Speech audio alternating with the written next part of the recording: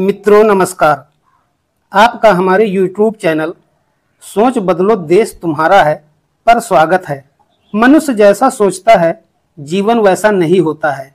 इस प्रकृति ने परिवर्तन को स्वीकार किया। इस ब्रह्मांड में परिवर्तन ही गतिशील है और इसी गतिशील परिवर्तन की वजह से मानव जीवन प्रभावित होता रहता है। और मानव जात ऐसी है कि सच सुनने का आदी नहीं है। वह अपने तर्क कुतर्क के माध्यम से मानव संस्कृति को खोखला करने में लगे हैं।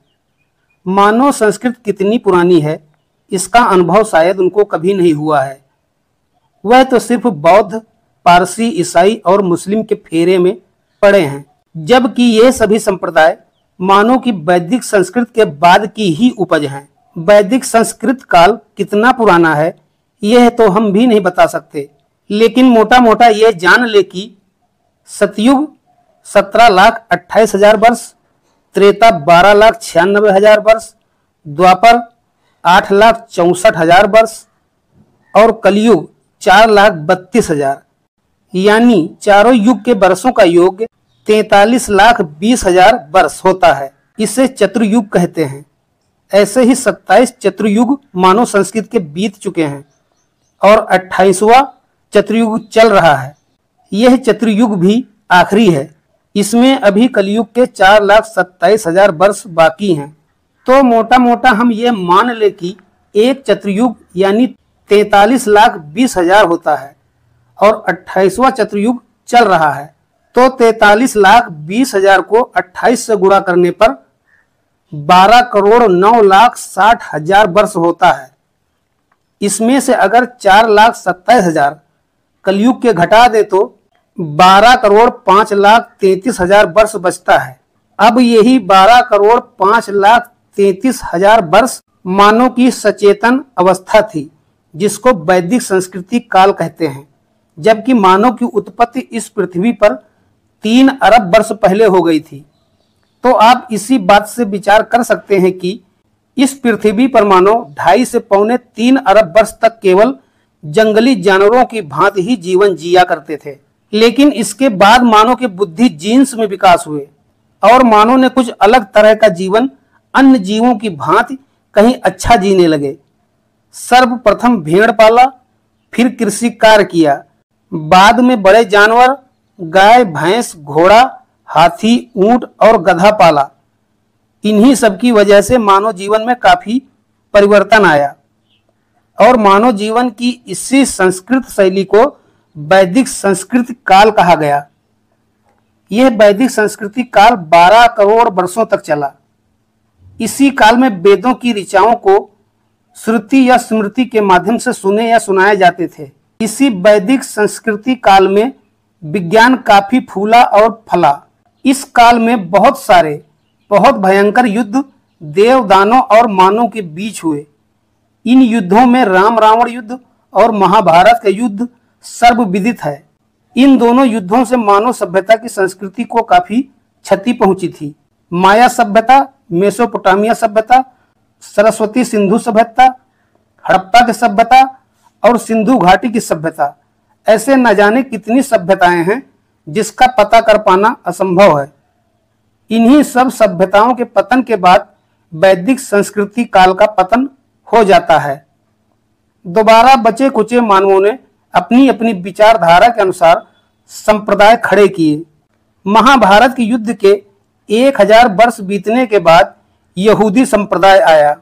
यहूदी संप्रदाय के 500 वर्ष बाद जैन संप्रदाय आया और जैन संप्रदाय के 500 वर्षों के बाद ईसाई संप्रदाय आया और ईसाई संप्रदाय के 500 वर्षों बाद एक काल्पनिक धर्म आया जिसको बौद्ध धर्म कहते हैं। क्योंकि बौद्ध धर्म को काल्पनिक संप्रदाय इसलिए कहते हैं क्योंकि बौद्ध धर्म का जो भी आधार है वह है जैन धर्म। बौद्ध धर्म के मानने वालों ने सारे के सारे सिद्धांतों को जैन धर्म से चुराकर, वह चाहे कोई साहित्य या शास्त्र हो या मूर्ति हो या सैद्धांतिक विचार हो, ये सभी जैन मत से चुराए गए हैं और झूठ मूठ की कल्पना गढ़कर बौद्ध मत बनाया गया, जिसको ज्यादातर मांस खाने वाले मानव और ईश्वर में आस्था न रखने वाले मानव ज्यादा मानते हैं। जिसे हम आजकल वामपंथी या कम्युनिस्ट कह सकते हैं। इनकी संख्या तिब्बत, चीन, श्रीलंका और जापान या और कुछ अन्य देशों में है। भारत में केवल 10% के लगभग हैं। इन्होंने वैदिक सभ्यता संस्कृति को मिटाने में कोई कसर नहीं छोड़ रखी है, जबकि सभी मानव वैदिक संस्कृति कालांतर से लेकर अब तक सभी आर्य वैदिक के वंशज थे। लेकिन ये बौद्ध अनुयायी मानव मात्र बुद्ध समय से ही दुनिया का अवलोकन करते हैं। जैसे ईसाई दुनिया को मात्र 8 से 10,000 साल की ही मानव सभ्यता बताते हैं। लेकिन समय बदल रहा है। ईसाई तो धीरे धीरे वैदिक संस्कृति काल को तो मानने लगे, लेकिन बुद्ध मत के लोगों ने अभी तक नहीं सोचा। उनके हिसाब से बुद्ध से ही जीवन शुरू हुआ है। खैर कोई बात नहीं, ये उनका जीवन जीने की सोच है, इसमें हम तुम क्या कर सकते हैं। जो जैसा करेगा वैसा भरेगा। एक समय था कि बुद्ध मत को ढोंग पाखंड के बल पर खूब फैलाया और 100 वर्षों तक इसका स्वर्ण युग रहा।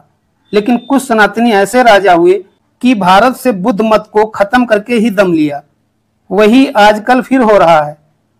तब बौद्ध संप्रदाय को मिटाने में राजाओं का हाथ था और अब सोशल मीडिया का, क्योंकि जितनी भी बुराई बौद्धिस्ट लोग हिंदू धर्म की करते हैं, उतनी ही तेजी से सनातनी जागरूक हो रहा है और बुद्ध की असलियत खोज खोज कर जानकारी जुटा रहा है और बुद्ध के अस्तित्व को नकार रहा है, जो कि यह सत्य है और सत्य को झुठलाया नहीं जा सकता है। यही एक सत्य में मेसोपोटामिया सभ्यता के बारे में बात करेंगे। इतिहास मेसोपोटामिया सभ्यता को सुमेरियन की सभ्यता भी कहता है। सुमेरियन सभ्यता सुमेर पर्वत के आसपास 2 नदियों दजला और फरात के बीच में पनपी थी। ये वही सुमेर पर्वत है जहां हनुमान, बाली, सुग्रीव, जामवंत, केसरी और अंजनी माई रहती थी। बाद में ये सभी किष्किंधा पर्वत यानी दक्षिण भारत आ गए।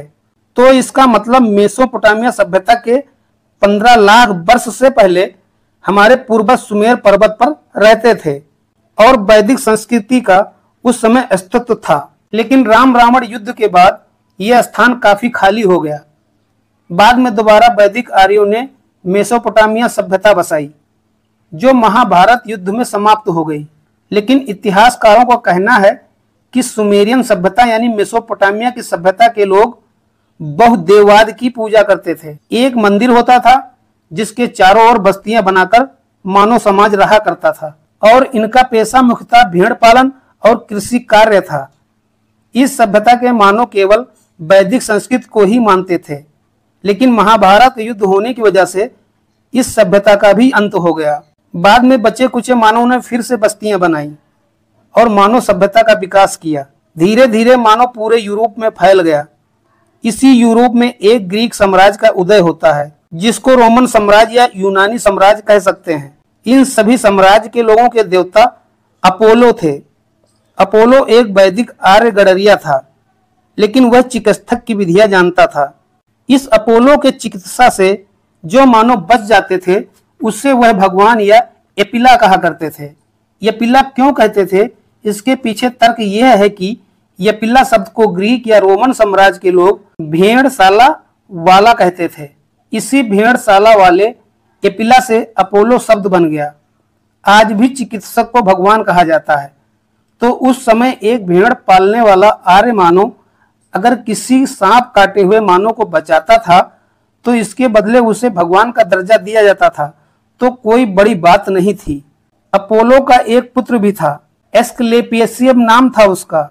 अपोलो के बाद उसका पुत्र एस्क्लेपियस भी सांप काटने का इलाज और पकड़ने का कार्य करने लगा। दूर दूर तक प्रसिद्धि फैल गई। एस्क्लेपियस के पास एक डंडी या छड़ी होती थी, जिसके सहारे सांप को पकड़ा जा सकता था।